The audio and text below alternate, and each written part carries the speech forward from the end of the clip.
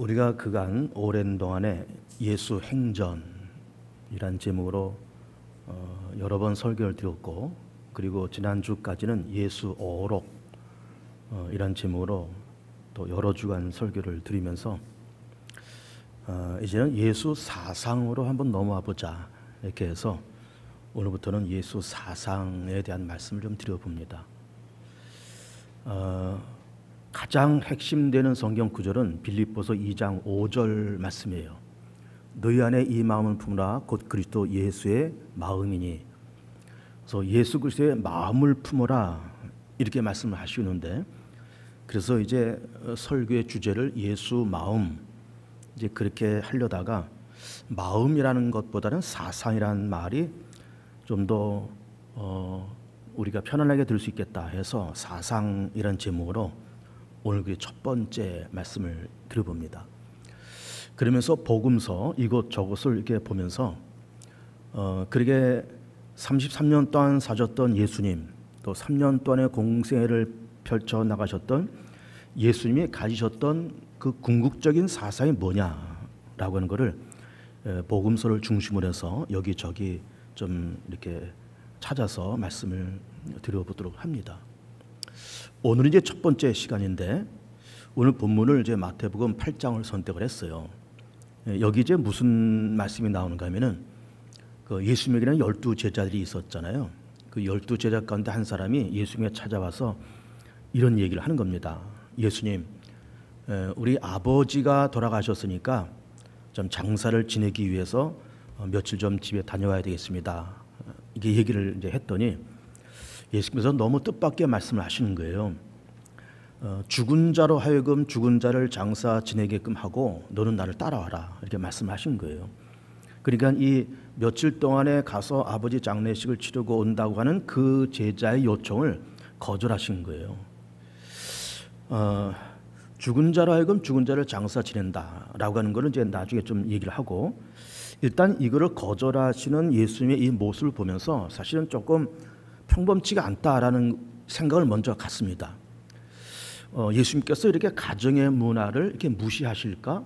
부모님이 이렇게 돌아가셨으면은 당연히 초상도 치러야 되고 성묘도 해야 되고 이제 그래야 될 텐데 그거를 이렇게 거절하시는 이유가 뭘까?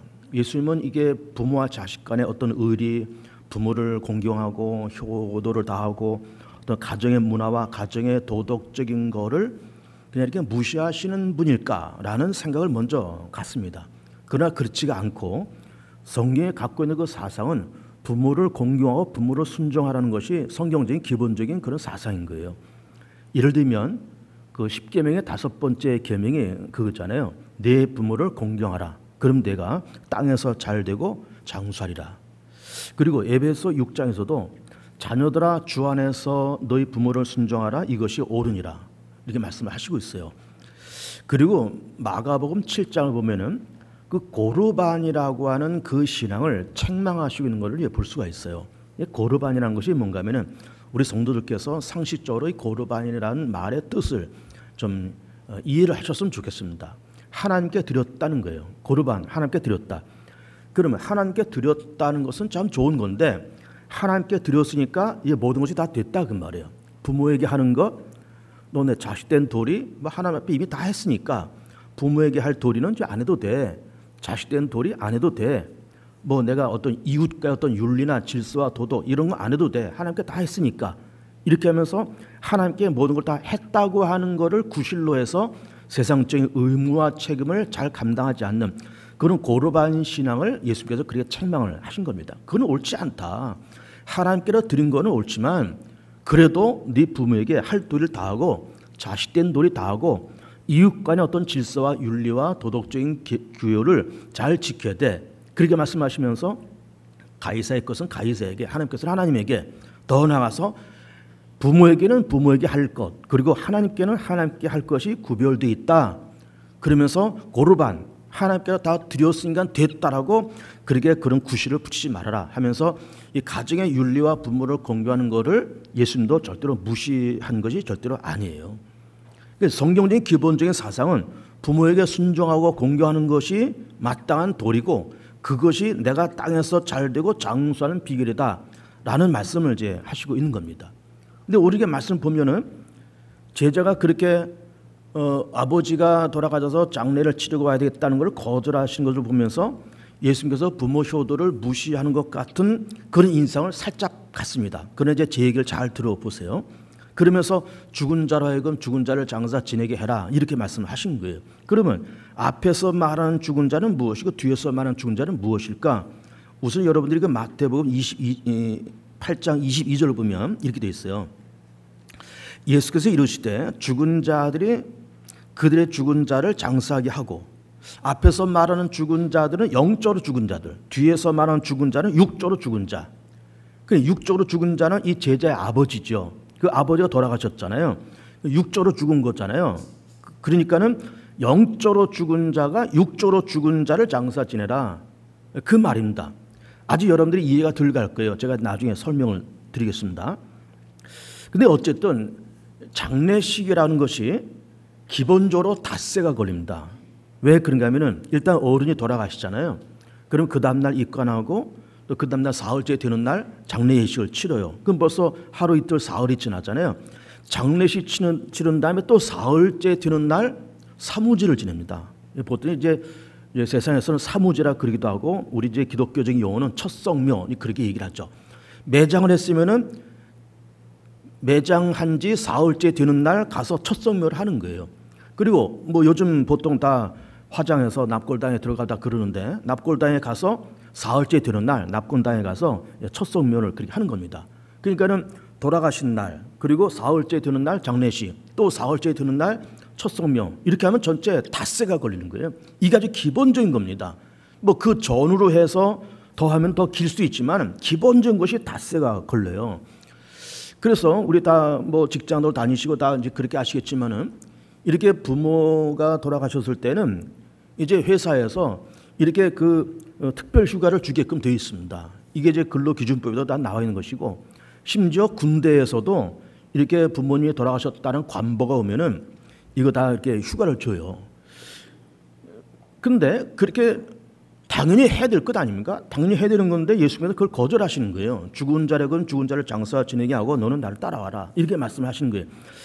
근데 이 말을 이 제자가 12제자 가운데 어떤 제자인지 모르겠습니다. 그러고 나서 이 제자가 그 말을 듣고 어떤 반응을 했는지를 또 말씀하지 않아요. 근데 사실은 예수님의 그 말씀을 들으면서 이 제자도 사실은 굉장히 당황했을 거예요. 당황하고 예수님께서 왜 이렇게 말씀하셨지? 처음에는 의아하기도 하고 때론 좀 심하면은 예수님에 대해서 좀 불편한 감정도 생길 수 있습니다. 여러분 생각해 보세요. 예를 들어서 우리 교회에 이제 부교육자들이 몇 명 있어요. 그래 부교육자 한 사람이 어느 날 나한테 찾아와서 목사님 어머니가 돌아가셨습니다. 장례식을 치르고 와야 되겠습니다. 그러면은 아니 그냥 평범하게 그래 그럼 뭐 한 일주일 휴가 갔다 와 이렇게 할 수 있는 거잖아요. 근데 이걸 딱 거절하고 야 무슨 소리야? 죽은 자라금 죽은 자 장사 지내고 너 빨리빨리 신방하고 교회나 지켜. 그렇게 말하면은 이 사람 굉장히 당황하고 아마 불편한 마음을 가지면서 담임 목사하고 아마 담을 쌓으면서 그렇게 살아갈 거예요. 뭐 싫으면 교회를 뛰쳐나가기도 하고 그럴 수도 있습니다. 굉장히 이게 심각한 문제입니다, 사실은. 근데 왜 예수님이 그렇게 말씀하셨을까? 우선 이 말씀이 일단 평범하고 일반적인 말씀은 아닌 겁니다. 그럴 만한 상황에 대해서 그렇게 말씀하신 거예요. 왜 그런가 하면은 예수님의 삶이 33년입니다. 그리고 공생이라는 기간이 3년이에요. 3년 그렇게 긴 시간이 아닙니다. 교통이 발달되고 통신수단이 발달된 지금은 3년 동안에 많은 일을 할 수 있고 3년 동안에 그 발달된 교통수단을 가지고 여기저기 다니면서 그렇게 할 수 있겠지만은 이 당시 일일이 걸어가야 되고 짐승을 타고 가야 되고 통신수단도 좋지 않고 그랬을 때 이 복음을 그야말로 예루살렘과 유대, 사마리아 땅끝까지 이 복음을 전파하는데 3년이나 그 시간은 너무너무 짧은 시간이에요. 너무너무 짧은 시간입니다. 여러분 보세요. 이제 목사가 정상적으로 뭐 다른 길을 가지 않고 그냥 정상적인 이렇게 목사의 길을 걸어가면은 보통 한 30살쯤에 목사 안수를 받습니다. 30살, 31살쯤에. 그때 안수를 받아요. 저도 31살 때 목사 안수를 받았는데 그 이제 대학을 나오고 신대원 3년 과정 나오고 군대도 갔다 와야 되고 목사고시도 봐야 되고 전임전도사 2년도 경험이 있어야 되고 그러면서 안수를 받으니까 이게 30살, 31살, 32살 그 무렵에 안수를 받아요. 대부분 그렇습니다. 그러면 한 30살쯤 안수 받아가지고 정년 70까지 목회한다 그러면 40년을 목회를 하는 거예요. 그 40년 하는 그 시간은 목회하는 사람에게는 사실은 장기 목회입니다. 먼 길을 가는 거예요. 그 40년 동안 또 요즘 통신도 발달되고 또 교통수단도 발달됐기 때문에 40년 동안에 별의별 일 다 할 수 있어요. 근데 예수님 당시에 뭐 통신수단도 변변치 않고 교통수단도 변변치 않은데 거기다가 예수님은 그 생애가 3년밖에 없습니다. 공생의 기간이 3년밖에 안 돼요. 그래서 뭐 누가 뭐 장례를 치러야 된다면서 뭐 일주일 휴가 주고 열흘 휴가 주고 아니 가는 데만도 며칠 걸리고 오는 데마다 며칠 걸리고 장례식 치르는데 5시간이나 걸리고 그럼 벌써 이게 열흘 20일 지나간단 말이에요. 그래서 이것도 해야 되고 저것도 해야 되고 그러면서 그것도 많은 제자도 아니고 12명의 제자를 가지고 예루살렘과 유대와 사마리아 땅까지 복음을 전하기 위해서는 12명 택도 없이 적은 숫자고 3년한 그 시간은 너무너무 짧은 시간이에요. 그래서 정말 예수님께서 시급하게 피치 못할 그런 말씀하시면서 좋은데 죽은 자력은 죽은 자를 장사 지내게 하고 너는 나를 따라와야 되겠다. 이게 말씀하시는 거예요. 거기에 대해서 이 제자가 어떤 반응을 일으켰는지 그래서 뭐 예수님에게 그렇게 하겠습니다. 그냥 남들한테 장사 지내라 그러고 우리 형제들 다 많으니까 형제들 다 장사 지내라 그러고 나는 내일 할게요 라고 말을 했는지 아니면 그래도 뿌득뿌득 그냥 예수님 말씀 어기고 뭐 장례 치러 갔는지 기록을 하질 않아요. 그러고 나서 그 말씀에 이 제자가 어떤 순반응을 했는지 역반응을 하면서 불편한 감정을 비쳤는지 그것도 말씀하고 있지 않습니다. 일단은 영적으로 죽은 자들이 육적으로 죽은 자들 장사 지내게 하고 너는 나를 따라오는 것이 급하다. 이 말씀을 하셨던 거예요. 왜? 시간이 많지 않아서 그래요. 이 말씀이 일반적인 말씀은 아니고 일반적으로 통용될 그런 말씀은 아닙니다.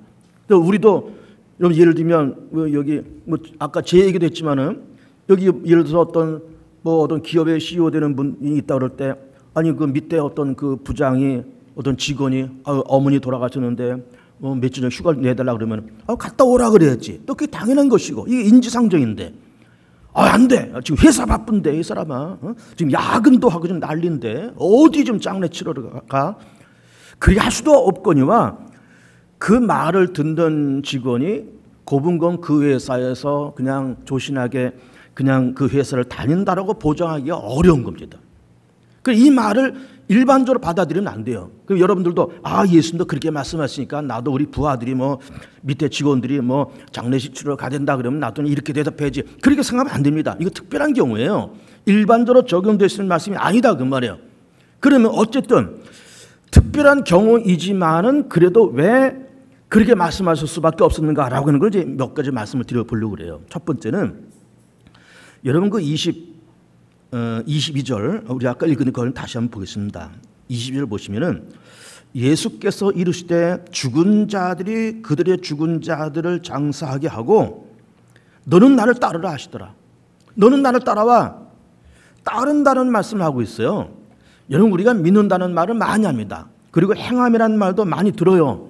그래서 로마서에서는 믿음을 얘기하고 야고보서에서는 행함이 없는 믿음 그 자체가 죽었다고 말씀하시면서 믿음과 행함을 곁들여서 말씀을 하시고 있어요. 따른다는 말씀은 흔하게 듣지 않은 말씀이지만 여기 이렇게 나와 있어요. 너는 나를 따라와라. 따라와야 돼. 이 말씀하고 있어요. 그러면 믿음이라는 것도 좋고 행함이라는 것도 좋은데 따른다는 것도 뭘까? 이게 무슨 말씀일까? 이런 생각을 해보게 됩니다. 근데 보세요. 결국은 하나의 말입니다. 믿는다는 것이 행한다는 것이요. 행한다는 것이 따라가는 거예요. 이거를 어떻게 보느냐에 따라 다른 거지 결국은 같은 말입니다. 예를 들면 우리가 오늘 2020년 7월 26일 7월 마지막 주일에 11시 예배 여러분들이 오셨어요. 요즘 다 어수선하고 또 요즘 장마철이고 그리고 또 요즘 코로나 전국이고 그래서 어디 외출하고 그런 게 참 쉽지가 않아요. 여러분이 오셨어요. 오셔서 예배 드린 게 참 감사하고 좋아요. 그런데 7월 26일 날 오전 11시에 개봉중학교에 성전에 들어가서 예배 드린다 라고 하는 이 행함은 어디서부터 출발했을까요? 그 동기가 뭘까요? 믿음이 동기잖아요. 그러니까 믿음은 동기가 되고 행함은 결과가 되는 겁니다. 믿음은 동기가 되고 따라가는 거는 결과가 돼요. 믿었으니까 여기 오신 거지, 안 믿으면 여기 오시겠습니까? 하나님이 살아계신 것을 내가 믿고 내가 죽을 수 없게 한 죄인인데 하나님께서 나를 선택하셔서 독생자 예수를 이 땅에 보내시고 예수님께서 날 위해서 십자가에서 죽으시고 부활하셔서 내가 그리스도를 믿어서 구원받았다. 교회 가자. 교회는 하나님의 집이야. 교회는 그리스도의 몸이야. 거기서 예배드리자. 거기서 예배드리면 우리 교인들 만나고 목사님 설교 듣고, 그리고 내가 이렇게 오면서 그 예배드리면서 내가 은혜 받고 치유되고 그렇게 될 거야. 그러면서 믿는 믿음이 동기가 돼서 여기 오신 거지, 그 동기가 없으면 여기 오지 않습니다. 그러니까 믿음은 동기가 되고, 그리고 행함과 따라가는 것은 결과가 돼요. 결국은 믿음과 행함과 따라간다는 것은 말이 다를 뿐이지 결국은 다 똑같은 거예요. 믿으니까 행하는 것이고, 행하니까 따라가는 것이고, 따라가니까 그 동기가 믿음인 것이고, 그러면서 믿음과 행함과 따라감이 별개의 사건이 아니고 이걸 어떻게 보느냐, 어느 관점으로 볼 거냐, 동기의 관점으로 볼 거냐, 결과의 관점으로 볼 거냐에 따라서 믿음이다 따라감이다 그렇게 얘기를 할 뿐이지 결국 같은 개념이다 이렇게 볼 수가 있는 거예요.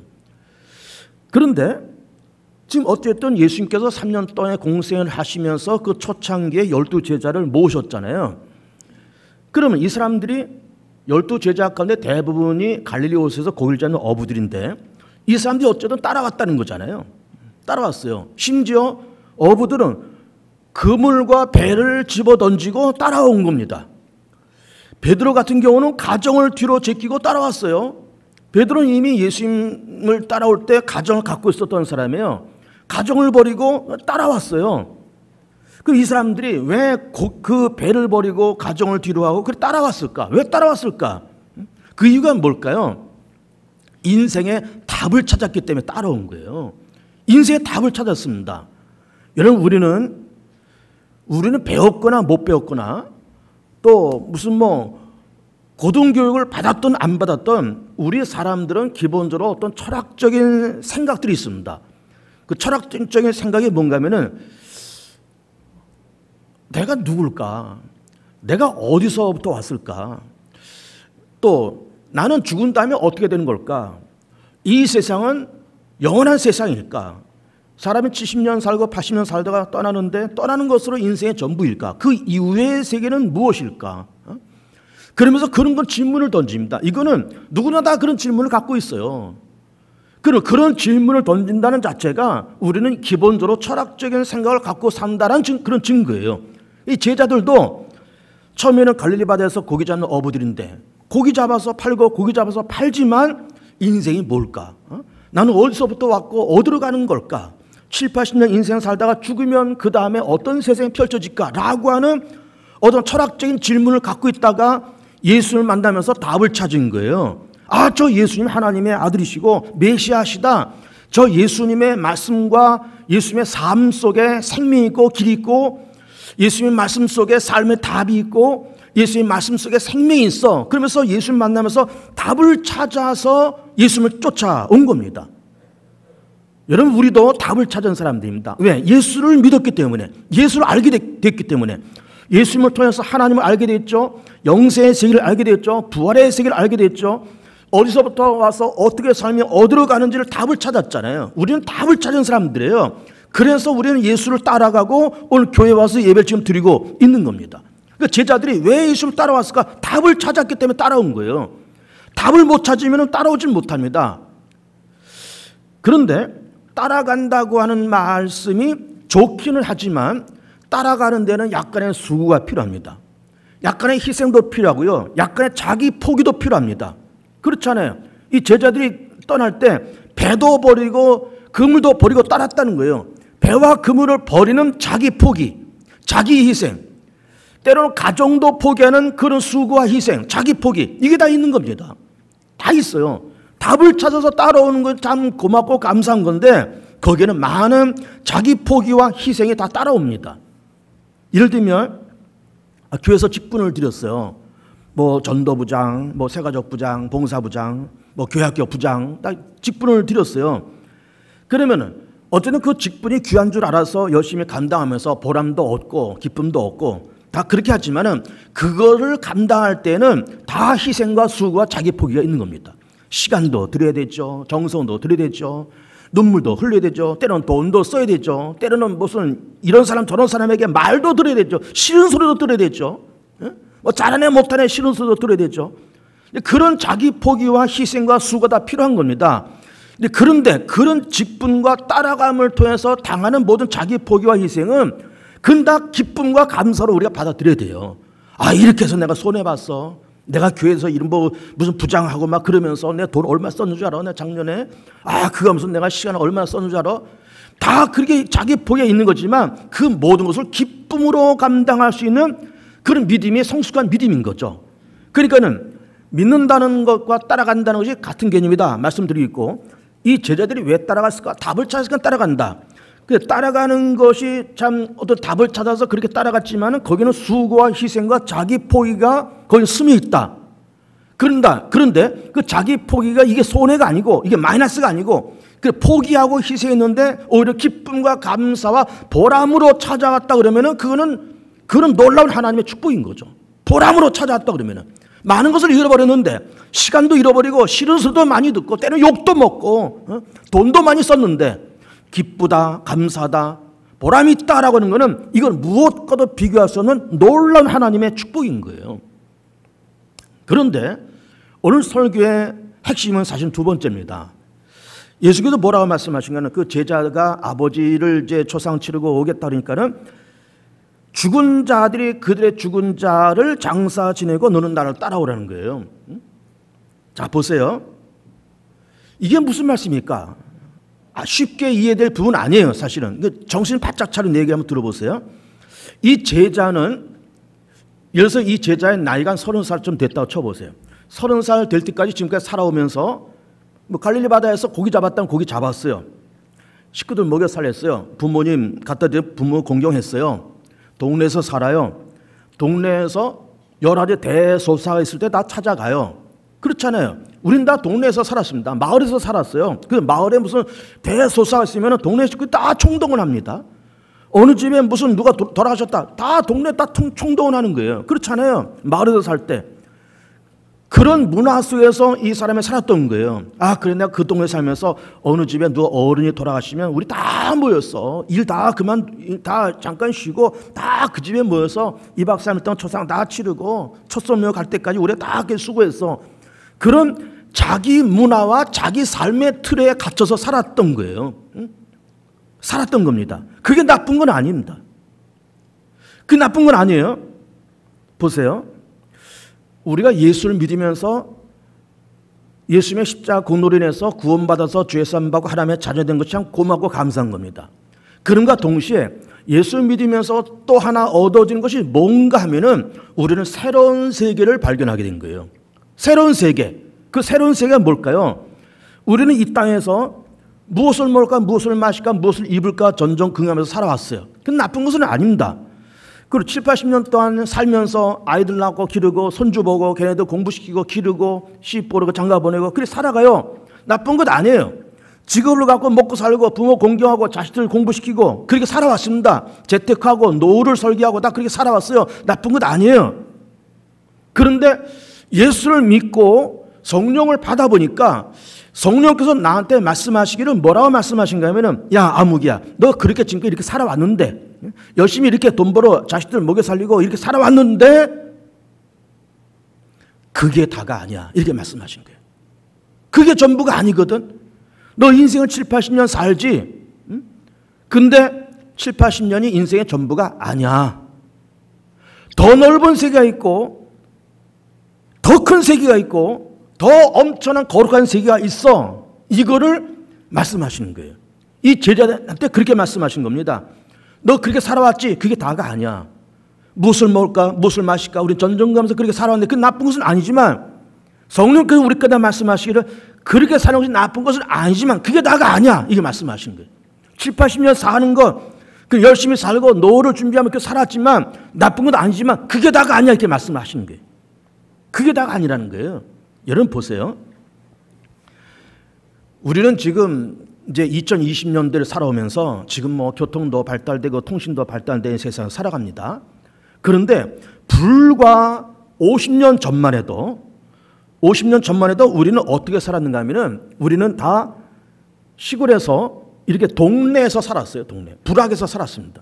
동네. 여러분 동네 할 때 그 동자가 한문으로 어떻게 쓰는가 하면은 물숫자에다가 한 가지 동자를 씁니다. 그게 동이에요. 그 왜 동이라고 쓰는지 압니까? 그러니까 광명 1동, 2동, 3동 할 때도 그 동도 마찬가지예요. 물수변에 한 가지 동자를 써요. 그 왜 그렇게 쓰는가 하면은 동네 한복판에 뭐가 있어요? 운물이 있어요. 그 하나의 운물을 같이 먹고 사는 사람들, 이게 동네예요. 이게 동네예요. 우리는 마을에 운물을 중심으로 해서 한 동네가 모여서 살았습니다. 그리고 산 넘어 동네가 떠나 있어요. 제 넘어 동네가 떠나 있어요. 그 동네들이 대부분 어떻게 생겼는가 하면은 일단 북쪽으로는 산을 둡니다. 그리고 남쪽으로 산 밑 언저리로 동네가 이렇게 자리 잡고 한복판에 운물이 있어요. 북쪽에서 불어오는 찬바람을 산이 막아주잖아요. 남쪽에서 불어오는 따뜻한 바람을 이렇게 받잖아요. 대부분 남양집들입니다. 그리고 불악이래 봐야 뭐 20호, 작게는 열 몇 채 아니면 20몇 채, 많으면 30몇 채 이런 마을들이 모여서 동네가 형성돼요. 그리고 거기서 태어나서 생활 반경이 대부분 반경 1km 안에서 모든 것이 다 해결됩니다. 반경 1km 안에. 왜? 동네 내 운물이 있죠. 땔감이 필요하면 뒷산에 가서 나무를 해오죠. 밭과 논이 동네 앞에 있죠. 별로 움직일 필요가 없어요. 교통수단도 별로 좋지 않으니까 갈 수도 없고 그냥 반경 1km 안에서 모든 것이 다 해결돼요. 시장에 가는 것도 뭐 여기서 뭐 전라도 남자, 뭐 경상도 여자 이렇게 만나는 것이 아니라 그냥 동네집 아무개집 딸, 아무개집 아들, 아니면 멀어봐야 저쪽 동네 김서방네 아들, 고개 넘어 이서방네 딸, 그러면서 그렇게 만나는 거예요. 이게 다 1km 안에, 반경 1km 안에 다 일어난 사건이에요. 그러다가 죽으면 뒷산에 묻히는 거예요. 그러니까 이게 우리나라만이 아니라 모든 나라들이 마을을 중심에서 살면서 반경 1km 안에서 모든 것이 다 해결되고 거기서 살고 거기서 농사지고 거기서 시장가 가고 거기서 죽어서 뒷산에 묻히는 거예요. 반경 1km 안에 다 해결됩니다. 그런데 이 청년도 그렇게 산 거예요. 이 제자도 그렇게 산 겁니다. 그런데 예수님께서 죽은 자라건 죽은 자를 장사 지내게 하고 너는 나를 따라오라는 그 말씀은 네가 지금까지 반경 1km 안에 이렇게 살고 있지? 열심히 살았어. 뭐 너 열심히 산 건 내가 뭐라 말할 필요 없다. 다 좋은 건데 더 넓은 세상이 있다. 더 넓은 세상이 있어. 실제로 더 넓은 세상이 있잖아요. 실제로 7, 80년 사는 것이 다인 줄 아느냐? 더 넓은 세상, 더 긴 세상, 더 영원한 세상이 있어. 한 번 죽어서 정한 것이 하나님, 그 다음에 하나님 심판이 있고 천국도 있고 지옥도 있고 하나님의 심판도 있고 영원한 세상이 있고 창조의 시간이 있고 종말의 시간이 있고 7, 80년에 다인 줄 아느냐? 엄청난 시간이 있어. 더 넓은 것이 있어. 다 좋은데 더 넓은 것이 있다. 더 긴 것이 있다. 더 영원한 것이 있어. 그거를 알아봐라. 그거를 눈을 떠봐라. 그 말씀을 하시고 있는 겁니다. 지금까지 관심은 7, 80년. 지금까지 관심은 반경 1km 안에 다 있었지만은 더 넓은 것에 관심을 가져보고 더 영원한 세상이 있음을 관심을 가져보라 그 말이에요. 그래서 지금 여기서 죽은 자로 하여금 죽은 자를 장사 지낸다는 것, 앞에 것은 영적으로 죽은 자들, 뒤에 것은 육적으로 죽은 자를 얘기를 하는 겁니다. 그리고 이 사람들도 영적으로 죽은 사람들은 아직 불신자들이에요. 에베소 2장에서 말씀하신 것처럼 허물과 죄로 죽었던이라는 말은 죽음에 걸려있었던이라는 말이에요. 다 예수 그리스도를 모르는 믿음이 없는 사람들은 일단은 어쨌든 죽음에 걸려 있어요. 우리도 죽음에 한때는 걸려 있었죠. 그래 예수 안에서 자유를 얻어서 죽음에서 해방된 사람들이죠. 그래 죽음에 걸려 있는 이 사람들은 영적으로 이미 죽었고 죽음에 걸려 있는 그 사람들인데 이 사람들의 관심은 여전히 이 세상이에요. 반경 1km 안에 그 세상이에요. 눈에 김서방네 어른이 돌아오셨대. 거기서 장사 지내고 닷새 동안 장사 지내고 뒷산에 갖다 묻고 반경 1km 안에서 농사 짓고 거기서 시장가 가고 죽어서 뒷산에 묻히고 그런 울타리 안에서 살았고 이 제자도 그렇게 살았지만 더 넓은 세상이 있다. 더 영원한 세상이 있어. 거기 눈을 떠봐. 너 아버지가 돌아가셔서 지금 며칠 동안 휴가를 받아가지고 그렇게 해야 되는 거 내가 모르는 바는 아니지만 지금 시간이 촉박하고 내가 3년밖에 안 남았어. 아니 이것이 예를 들어서 예수께서 공생애 3년 동안에 한 2년쯤 지나고 나서 일어난 일이라 그러면은 1년밖에 안 남았다 이 말이에요.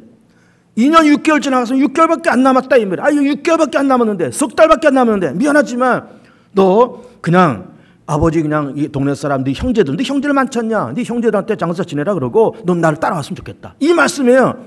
더 넓은 세상이 있다. 더 어마어마한 세상이 있다. 여기에 눈을 떠보라는 거예요. 우리도 사실은 지금까지 열심히 살아오셨습니다. 저도 마찬가지, 여러분도 마찬가지 열심히 살아왔어요. 직업을 갖고, 가정을 갖고, 자식들 낳고, 공부시키고, 시집 보내, 장가 보내고, 재테크도 하고, 노후도 준비하고, 열심히들 다 살아왔어요. 나쁜 것 아닙니다. 죄될 일도 없고, 반경 1km다. 그 죄는 아니에요. 나쁜 것도 아니에요. 그렇지만, 우리가 예수를 믿으면서, 이제 반경 1km가 아니라 2km, 3km, 점점 우리의 관심을 넓혀가고, 우리의 생각의 폭을 넓혀가고, 우리의 비전의 폭을 넓혀가고, 이제는 나를 위해서 살았지만 너를 위해서도 한번 살아보고, 이제는 재택하느냐고 동동거리면서 그래 살았지만은 이제는 모두가 다 함께 잘 살고 함께 기쁘고 함께 즐겁게 살아가는 그런 세상을 한번 만들어가 보고, 대기업이 돈을 벌어서 주체할 수 없을 만큼 돈을 벌었지만 그렇게 대기업이 돈 번 것이 나쁜 것은 아니지만 중소기업의 사정도 한번 생각해보고 1차, 2차 하청업체들의 어려움도 한번 생각해보고, 그러면서 관심의 범위와 폭을 넓혀가라는 거예요. 부동산 투기들 잘 아시잖아요. 갭 투자 잘 아시잖아요. 잘 아시잖아요. 다 잘 아시는데 그게 죄는 아니에요. 그러나 그렇게 부동산을 늘려가면서 젊은 사람들이 집 구하기가 점점 어려워지잖아요. 집값은 뛰고 젊은 사람들 집 구하기 어렵고, 재테크하고 갭 투자를 하는 것이 나쁜 것 아니고 죄는 아니지만 그렇게 하면서 상대적으로 젊은 사람들이 집 구하기 어려워지고 점점 집값이 뛰면 이게 안 되잖아요. 그러니까는 그렇게 내가 재테크를 한다는 것이 나쁜 것은 아니지만 젊은 사람들의 애로도 한번 생각해보고, 너무 부동산에 거품이 생기는 것도 좀 생각해보고, 그러면서 나 먹고 나 잘 먹고 내 배부르고 나 잘 먹는 것이 나쁜 것은 아니지만 나를 중심해서 이제 너도 생각해보고, 우리만 생각했지만 너희도 한번 생각해보고, 여기만 생각해봤지만 저기도 한번 생각해보고, 공동체를 한번 생각해보고, 나라 민족을 생각해보고, 세상을 생각해보고, 그러면서 생각의 범위와 관심의 범위를 점차 넓혀가라는 겁니다. 소유가 나쁜 것은 아니에요. 소유해야 되죠. 그러나 나눔도 필요하다. 성공이 좋지만 베품도 필요하다. 돈을 버는 것도 좋지만 돈을 어떻게 유익하게 쓰느냐라는 것도 한번 배워보고,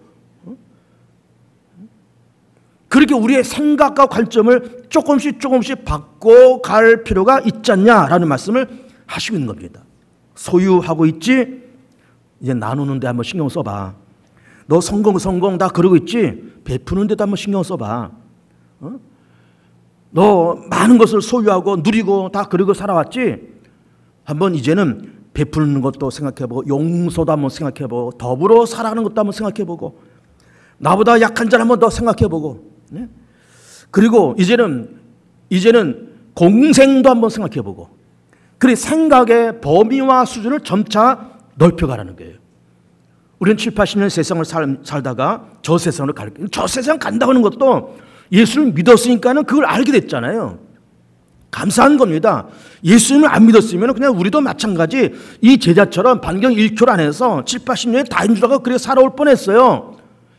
그런데 저 세상이 있단 말이에요. 7, 80년 열심히 살아야 되죠. 7, 80년 동안에 우리가 맡겨진 모든 사명과 책임, 십자가 다 감당하면서 살아야 되죠. 그런데 저 세상이 있단 말이에요. 여기도 있지만 저기도 있고, 그러니까는 생각과 관심의 범위를 점점 넓혀가면서 여기서 내가 성공하고 여기서 내가 승부를 걸고, 근데 진짜 승부는 여기가 아니란 말이에요. 진짜 승부는 저기란 말이에요. 하나님의 심판대 앞에 진짜 승부처고 거기가 꼬린점이지 여기가 꼬린점이 아니란 말이에요. 여기서 승부가 나는 것이 아니란 말이에요. 여러분, 우리가 뭐 쇼부낸다 그런 말, 쇼부내자. 승부란 말이에요. 승부란 말에 일본식 발음이 쇼부 본다. 승부 본다 그런 얘기거든. 여기서 승부 내는 자리가 아니에요. 하나님은 나라가서 승부를 보는 거죠. 여기서 평가되는 것이 아니에요. 저기 가서 평가받는 거죠. 그러니까는 우리의 생각과 꼬린점과 관점이 여기에서 저기, 지금보다 나중, 나에서 너, 우리에서 너희, 반경 1km에서 반경 100km, 200km 점차 생각의 관점을 넓혀가면서, 그러면서 그렇게 넓혀간다는 것이 뭐예요? 점점 사람이 성숙해 간다는 거잖아요. 남한 위에서 전쟁국에 살아왔어요. 무엇을 먹을까, 무엇을 마실까, 무엇을 입을까 전쟁국에 살아왔어요. 나쁜 건 아니었습니다. 그러나 너무 유치하잖아요. 그러나 이제는 나와 너, 우리와 너희, 여기보단 저기 하나님의 나라. 하나님은 뭘 걱정하실까? 하나님 개봉주한께를 바라보시면서 무엇을 염려하실까? 하나님 개봉주한께 바라보시면서 무엇이 있기를 원하실까? 무엇을 고치기를 원하실까? 하나님 나를 바라보시면서 뭘 말씀하실까? 라고 하면서 내 사정도 급하지만 하나님 사정도 한번 알아보고, 내 아픈 것도 문제고 내 기도 제목도 문제지만 하나님은 무슨 기도 제목이 있으실까? 하나님도 기도 제목이 있으실 것 아니에요. 아무리 전지전능한 분이지만 하나님을 바라보는 것이 있고 하나님도 소망이 있을 것 아니에요. 하나님 무슨 소망이 있을까? 하나님 아픈 곳은 뭘까? 하나님의 가려운 데는 어딜까? 라는 것을 생각할 줄 아는 이런 수준, 그 수준까지 우리는 올라가야 됩니다. 이제는 내 문제에 전전긍긍 살았지만 하나님은 뭘 아파하실까? 하나님은 뭘 지금 기도하고 계실까? 하나님은 무슨 소망과 무슨 소원이 계실까? 그렇게 생각과 관심의 관점의 범위와 넓이가 점점 넓어지고 확장돼야 된다라는 말씀을 하시고 있는 겁니다. 반경 1km 안에 좋지만 그게 다가 아니라는 거예요. 무엇을 먹을까, 무엇을 마실까 좋지만 그게 다가 아니라는 거예요. 재테크해서 돈 불리고 좋지만 그게 다가 아니라는 거예요. 성공, 소유 좋지만 그게 다가 아니라는 거예요. 그게 다가 아니라는 거예요. 이제는 용서할 줄도 알고, 베풀 줄도 알고, 기다릴 줄도 알고, 때로는 섬길 줄도 알고, 때로는 대접할 줄도 알고, 때로는 포기할 줄도 알고, 때로는 묵묵히 그 아픔을 감당할 줄도 알고, 그런 사람이 성숙한 사람이지 좋은 거, 편안한 거, 재미있는 거, 그런 것만 쫓아다니면 요즘은 수준이 낮잖아요. 그래서 오늘 이 죽은 자락은 죽은 자를 장사 지내간다 이 말이 예수님께서 가정의 윤리와 도덕을 무시해서 하신 말씀이 아니라, 살아는 제자야, 너 반경 1km에서 살았지, 너 7, 80년이 다인 줄 알고 지금까지 살아왔지, 더 넓은 세상이 있다, 더 영원한 세상이 있어, 네 관심과 생각의 범위를 좀 넓혀봐 라는 말씀을 하시고 있는 겁니다. 성령의 위로와 성령의 감동하심이 우리 모두에게 충만하셔서 성숙한 성도들, 관심과 관점을 점점 넓혀가는 우리 교우들이 다 되었으면 좋겠습니다.